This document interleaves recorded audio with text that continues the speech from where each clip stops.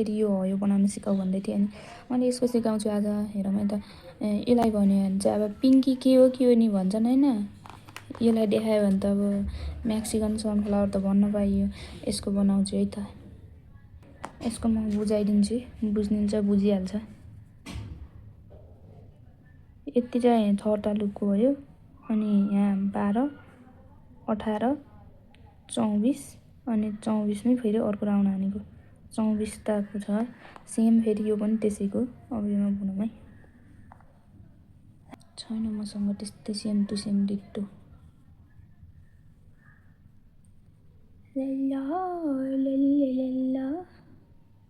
मैले हिजो कसरी बुनेको भन्दाखेरि यसरी तान्ने, यता तानेर 1 2 3 यसो गरेर अनि यो जुन छ यहाँ देखेछ कि नै यो र अनि यो अर्कोमा 1 2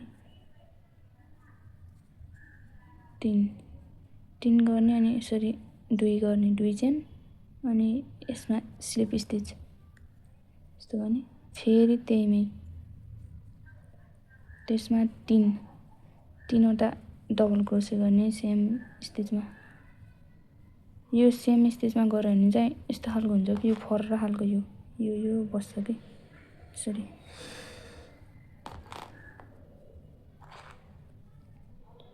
अब 3टा गरेँ अनि 1 2 3 अर्कोमा भयो 1 2 3 यहाँबाट फेरि यसमा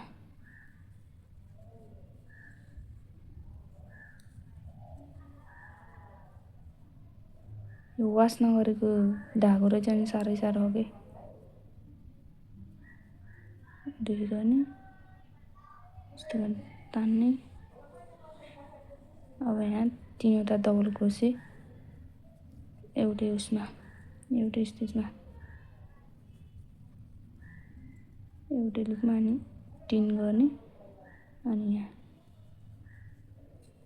सबैमा यस्तै गरेर सबैमै यहाँ आएपछि देखाउँछु है म। फाइबर हलाउँ कि अलिकति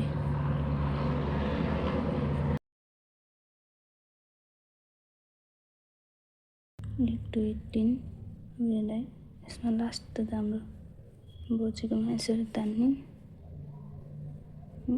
एक स्टिचले क्लोज गरौँ। Wait a moment.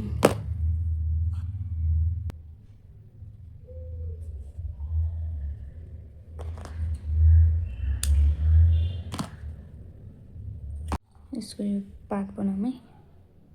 सिधै चेनमै बुनिदिने अनि सजिलो हुन्छ त्यो गऱ्यो भने। यसको लागि पार्ट बनाऊँ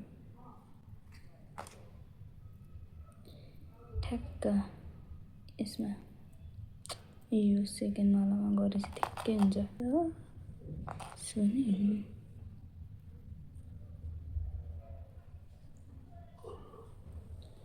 यसलाई नि गर्ने 1 2 3 4 5 6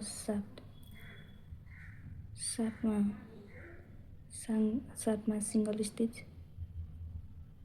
8मा हाफ 6मा हाफ डबल क्रोसे अर्कोमा नि हाफ अनि यसमा चाहिँ डबल क्रोसे अनि यसमा चाहिँ हाफ डबल क्रोसे अनि यो लास्टकोमा चाहिँ 3वटा सिङ्गल स्टिच। धागोलाई यता लिएर यसमा यो सँगै लपेटेर 3वटा भयो।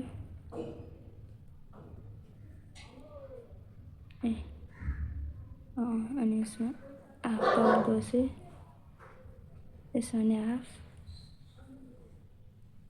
एउटा डबल क्रोसे अनि हाफ अनि सिङ्गल अनि यसरी लिएर टाइट गरिदिने।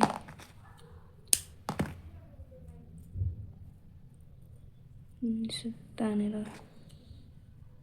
काटिदिउँ।